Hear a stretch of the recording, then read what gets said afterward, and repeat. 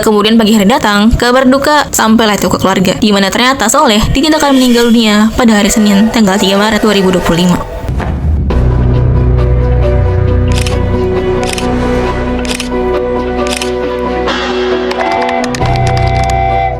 Selamat datang di Stasiun Kejadian, destinasi kasus scam kerja jadi TKI. Terima kasih buat kalian yang udah klik video ini.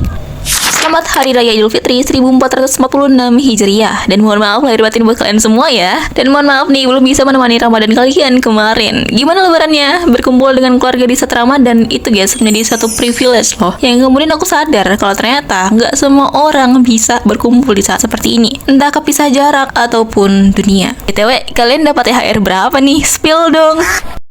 Akhir-akhir ini aku lihat nih berita tentang TKI asal Bekasi dan terungkap satu hal yang mengerikan saat jenazah tersebut dimandikan. Dan sebelumnya aku mau menyampaikan bela sungkawa yang teramat dalam kepada keluarga korban yang ditinggalkan dan juga semoga ini bisa menjadi pembelajaran untuk kita semua. Amin. Dan di perjalanan kali ini kita akan melusuri nih kisah dari saudara Soleh Darmawan yang bekerja sebagai TKI dengan tujuan untuk meningkatkan taraf hidup keluarga. Ada seorang pemuda asal Bekasi yang bernama Soleh Darmawan yang berusia 24 tahun. Jadi waktu itu Soleh mau pamit nih untuk kerja di Thailand karena dia diajak kerja di luar negeri oleh tetangganya yang bernama Sally. Dan dari akun X, Sally katanya itu adalah seorang agen pekerjaan di Tanjung Priok sana. Karena ingin meningkatkan taraf hidup, Soleh izin lah itu ke ibu dan bapaknya, di mana dia bilang akan bekerja sebagai seorang chef di suatu hotel di Thailand sana. Dan bayarannya juga lebih tinggi, di mana katanya bayaran yang akan dia terima itu 3 kali lebih gede daripada di pekerjaan lamanya. Dan sebelum berangkat ke luar negeri, Soleh ini ternyata udah bekerja guys. Dia bekerja di sebuah hotel di Tangerang sebagai seorang juru masak. Dimana ini sesuai ya dengan jurusan yang Soleh ambil saat dia masuk ke akademi. Karena melihat tekad sang anak, akhirnya ibu dan ayahnya mengizinkan lah itu meskipun dengan berat hati. Dan setelah mendapatkan izin, Soleh berangkat lah itu di tanggal 17 Februari 2025.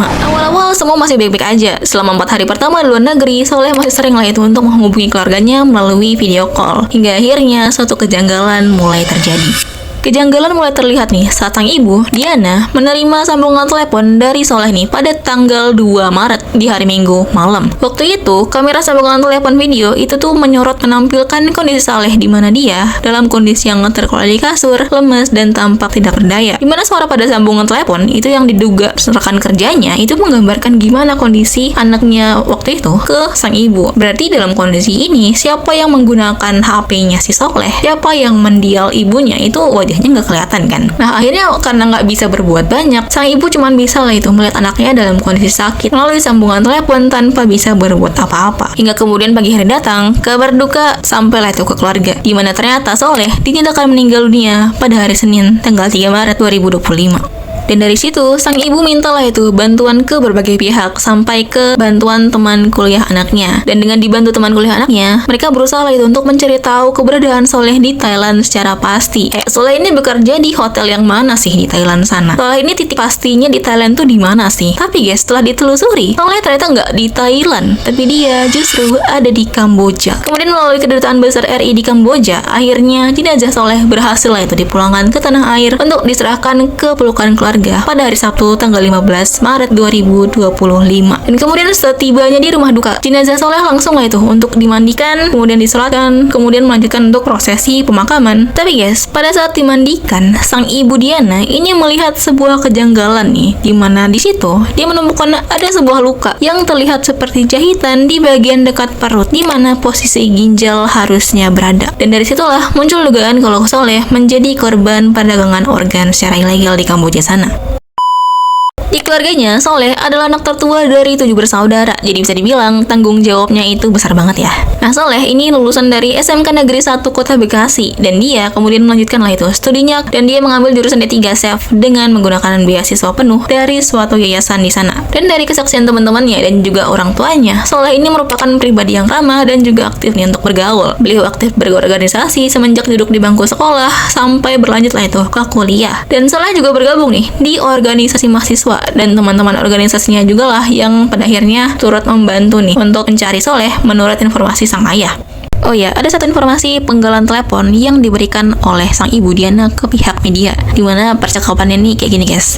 Mak, nanti Soleh kirim uang untuk lebaran ya. Itu tadi perjalanan mengenai kisah dari seorang pahlawan keluarga. Penipuan seperti ini nih yang serem banget. Dan ternyata guys, nggak cuma di Indo yang kena. Di Cina sana ada juga nih yang kena, padahal beliau adalah seorang model.